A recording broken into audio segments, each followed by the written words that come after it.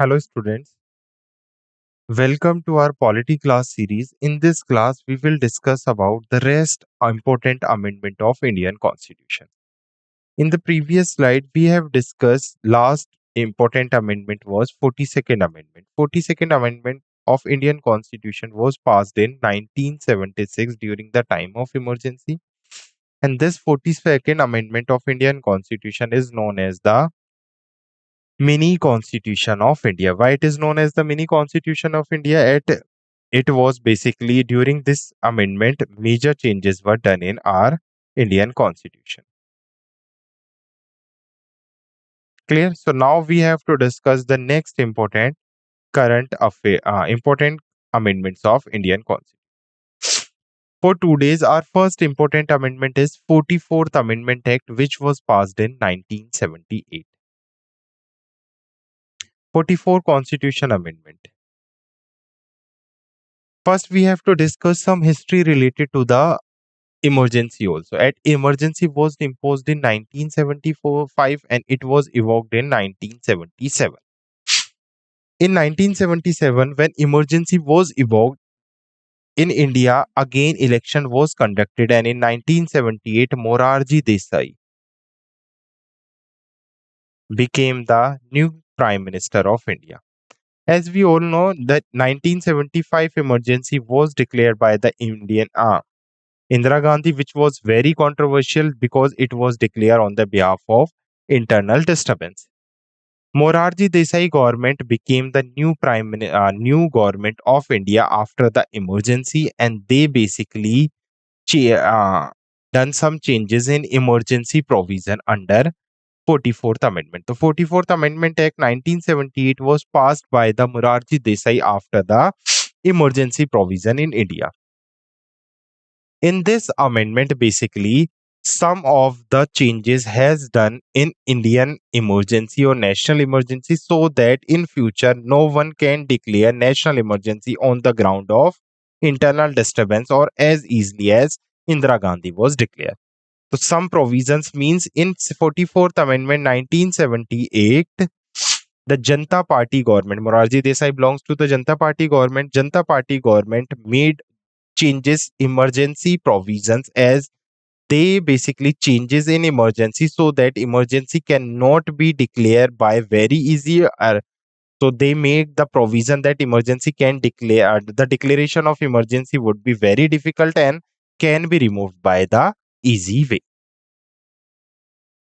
Also in 44th Amendment Act 1978, the very controversial fundamental right to property was also removed.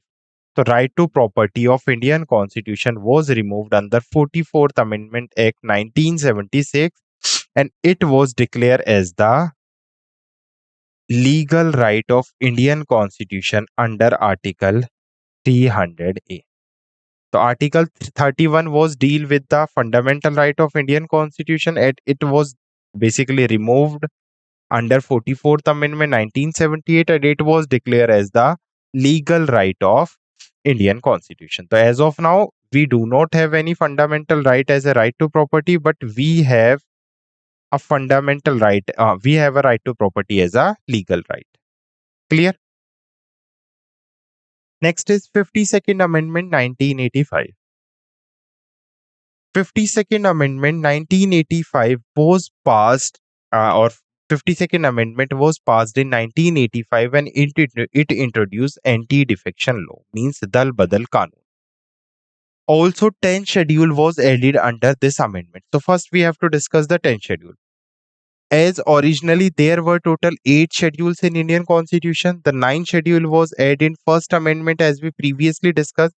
In 52nd Amendment Act 1958, the 10th schedule of Indian Constitution was added. In 10th schedule, the government introduced anti-defection law. What is anti-defection law as of now? Anti-defection law means if there is a person A who is belongs to the party X, and if he is a MP from party X and he wants to leave the party X and wants to join party Y, then according to anti-defection law, anti-defection means if a person wants to defect his party, means if he wants to leave a party X where he is a MP, then he has to leave his post also. So he have to resign from his post of MP. Then he has to resign. Then only he can leave the party. This is known as anti-defection law. The anti-defection law was added under 52nd Amendment Act 1985. In this anti-defection law, it is mandatory that if a person wants to leave a party, then he has.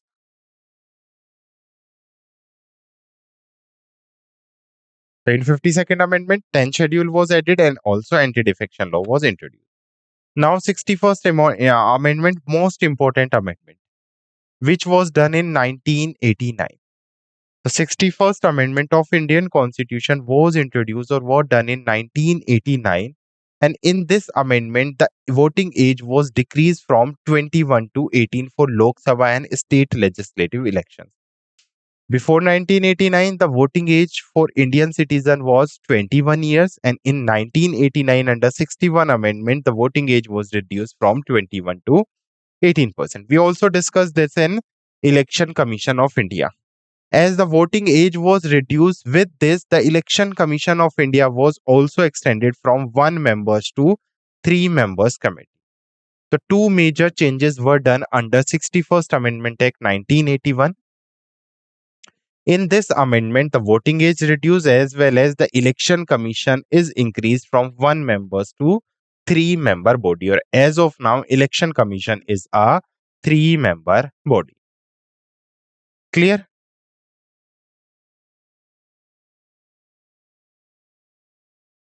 Next is 65th Amendment 1990.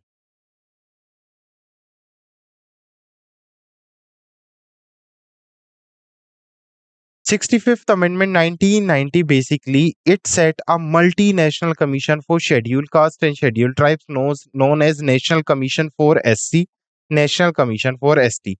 Means two commissions were established under 65th Amendment Act 1990.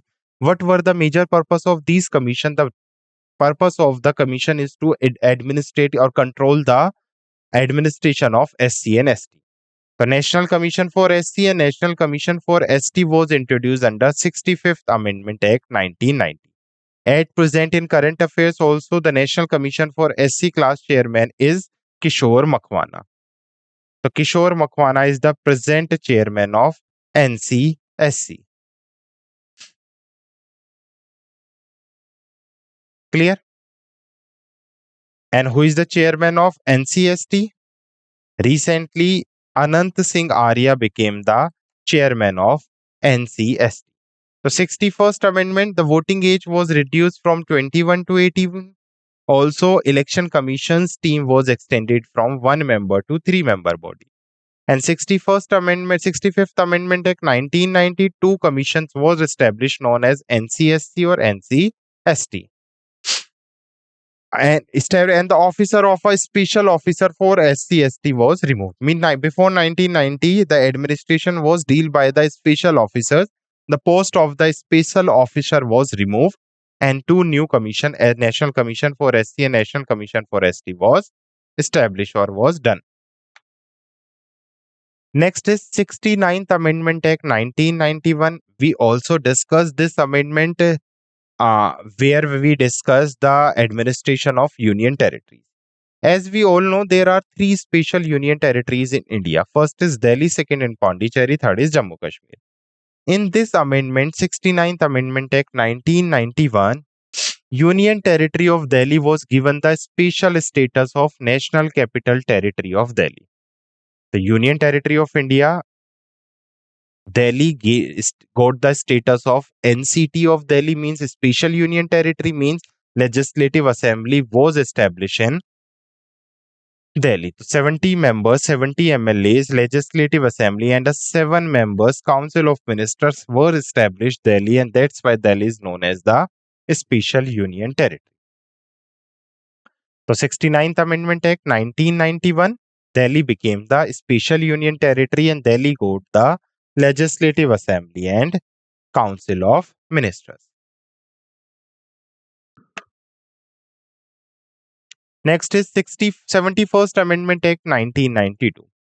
As I previously told you in last lecture that originally in 8 schedule there were total 14 official language, and as of now there are total 22 official languages.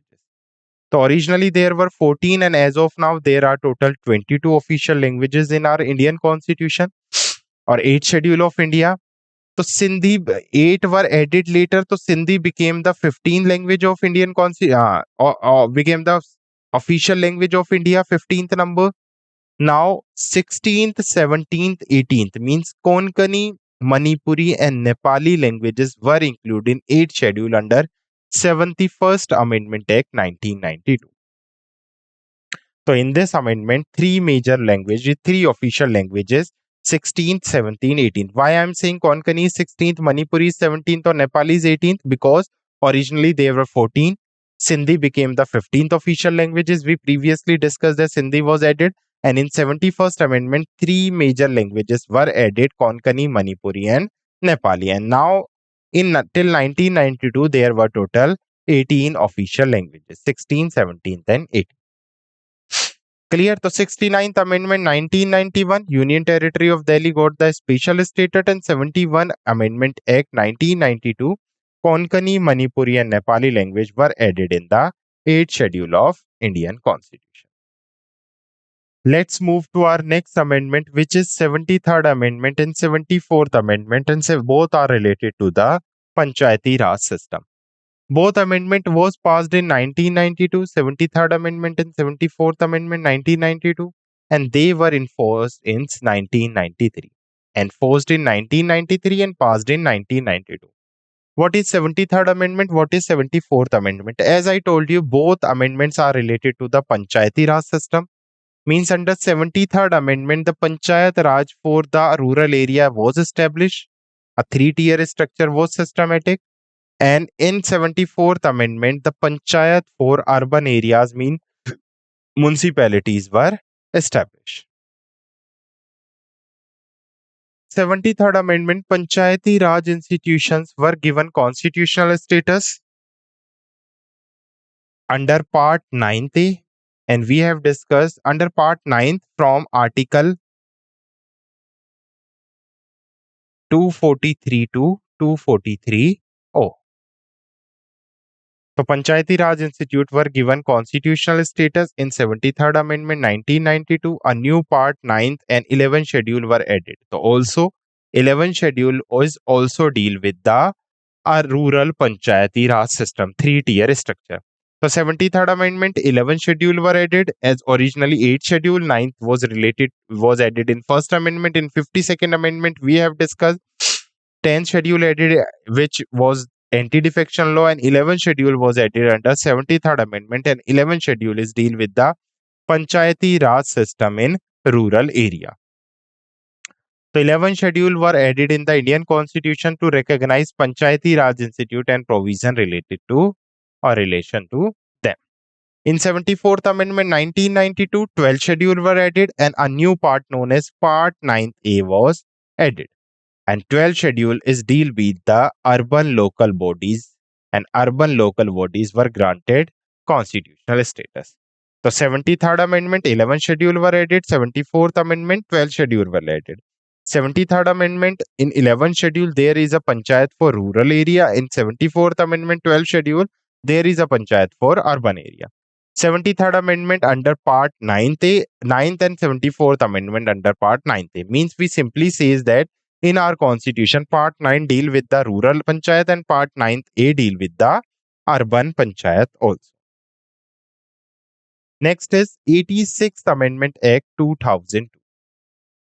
It is also a very important Amendment Act, 86th Amendment Act 2002. We have discussed during fundamental duties, during fundamental rights, and during DPSP. What is the common topic of FD, fundamental right, fundamental duty, DPSP? In DPSP, Article 45 says that the compulsory education for 16 to 14 years. In fundamental right, Article 21A deal with the compulsory education from 16 to 14 years. And fundamental duties, 11th fundamental duty says that compulsory education for 16 to 14. So compulsory education for 16 to 14 years children is our fundamental duty, as well as our fundamental rights, and as well as our DPSP also. So this was added in fundamental duty under Article 60 under Constitutional Amendment 66 in 2002. Also in Fundamental Right 86th Amendment Act 2002, and also in DPSP 86th Amendment Act 2002.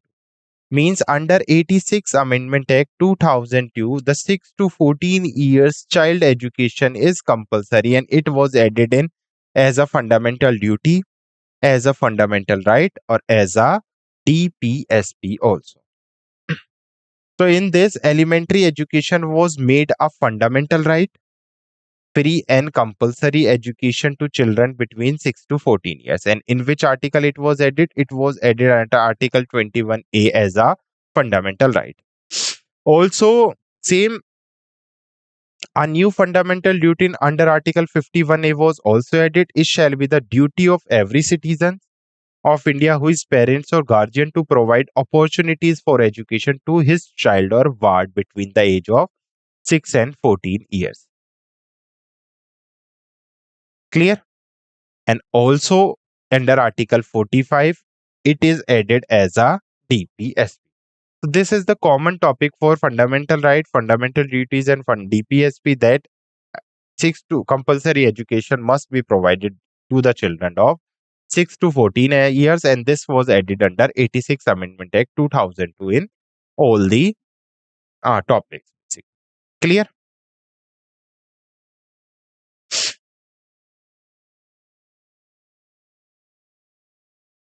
Next is 88th Amendment Act 2003. Basically, provision of service tax was made under Article 268A, service tax levied by the Union and collected and appropriated by the Union and the state.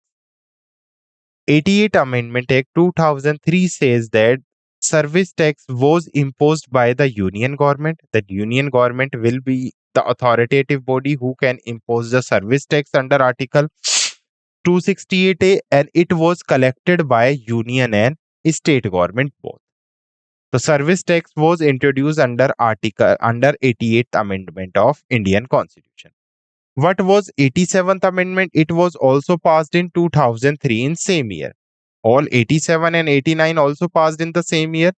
87th Constitutional Amendment Act 2003 says that it's also alter the 1950 national census as the basic for the delimitation of constituencies of the Lok Sabha and Legislative Assembly.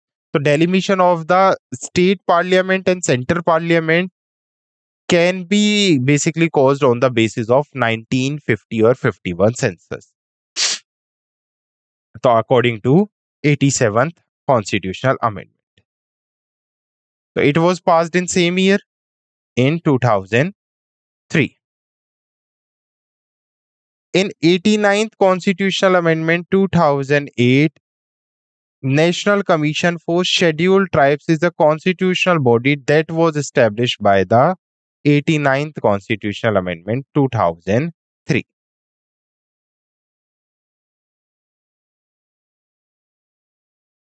Clear?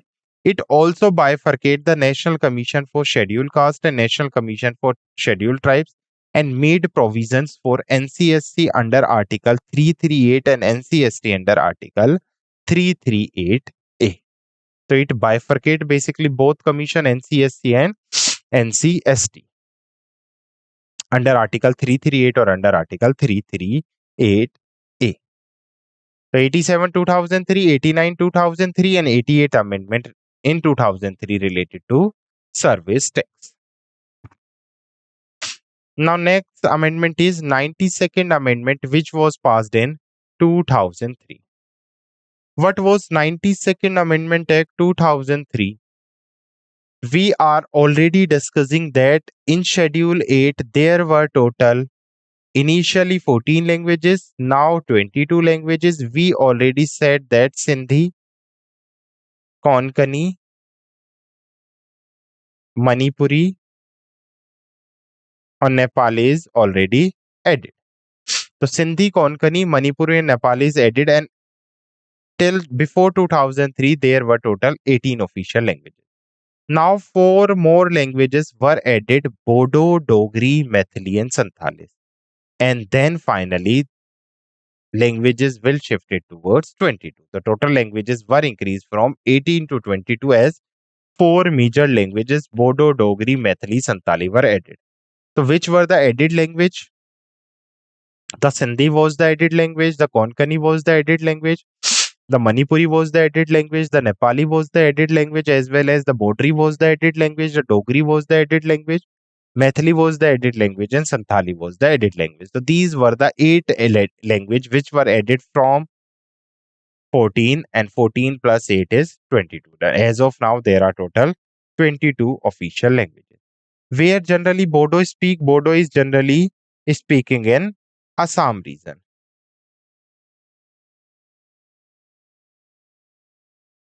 Dogri in Jammu Kashmir, Maithili and Santali are the language of Bihar and Jharkhand region. Clear? Now is 95th Amendment Act 2002. What does 95th Amendment Act 2009, sorry, extended the reservation of seats for SC and ST and especially represented for the Anglo-Indians in the Lok Sabha and State Legislative Assembly for the further period of 10 years till 2020 under Article 334. Okay, simply. When Constitution was formed in 1950, the reservation was extended for 10 years only. Means after 10 years, when the SC/ST were became equal and they got sufficient opportunities for 10 years, then the reservation was removed. As Constitution, it is mentioned that it can be only extended for 10 years. In 1960, it again extended for 10 years. In 1970, it again extended for 10 years, and so on, so on. In 95th Amendment Act 2009, the reservation for SC and ST was again extended for 10 years till 2020. And later we will also discuss in 104th Amendment from 2020 to 2030, it again extended for 10 years. So in 95th Amendment Act 2009, the reservation was extended from 10 years. Done. Next is 97th Amendment Act 2011. In 97th Amendment Act 2011, the cooperative societies were generally constituted. Means in this article or in this amendment in India, cooperative societies were granted constitutional right to form of cooperative societies made a fundamental right. Article 19 means it is our fundamental right to form a cooperative societies. Under Article 19, we can form a cooperative societies as it is a fundamental right. A new directive principle of state policies, Article 43B, to promote cooperative societies. The new DPSP was added, which is under 43 Article 43B to promote cooperative societies. And new part 9th B of Indian Constitution were added for cooperative societies. So in 97th Amendment Act 2011, Part 9th B was added. In Part 9th B, the cooperative societies was granted as a constitutional status. Also in DPSP, Article 43B deal with the cooperative societies, and it became the fundamental right under Article 19A, Article 19 to form the cooperative society. Clear? So this was our 97th constitutional amendment. Next is 100 Amendment Act 2015. To pursue land boundary agreement 1974 between India and Bangladesh, exchange of some enclave territory with Bangladesh mentioned. As India support with Bangladesh with the help of India in 1971, Bangladesh was separated from Pakistan. So in 1974, during the time of Indira Gandhi, agreement was done between India and Bangladesh through which some territories of West Bengal, Assam and Meghalaya has to shifted from India to Bangladesh and Bangladesh to India. So this was done under 100 Amendment 2015. Provisionally, it related to the territories of four states: Assam, West Bengal and Meghalaya in the first schedule of Indian Constitution Amendment. So some territories were shifted off Assam, West Bengal, Meghalaya, and Bengal. Next is 101 Indian Constitutional Amendment. 101 Amendment was passed in 2016 and Goods and Service Tax was introduced under 101 Amendment.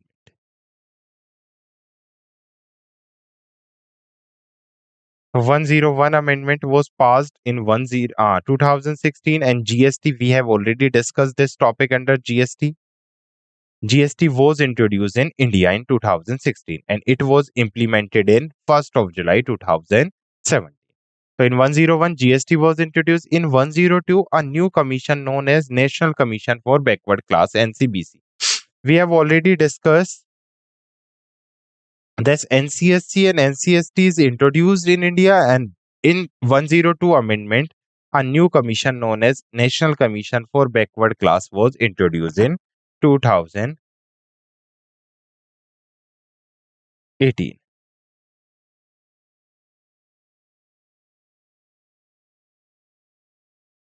In 103rd Amendment Act 2019, 103rd Amendment Act was passed to provide the reservation for the economical weaker section.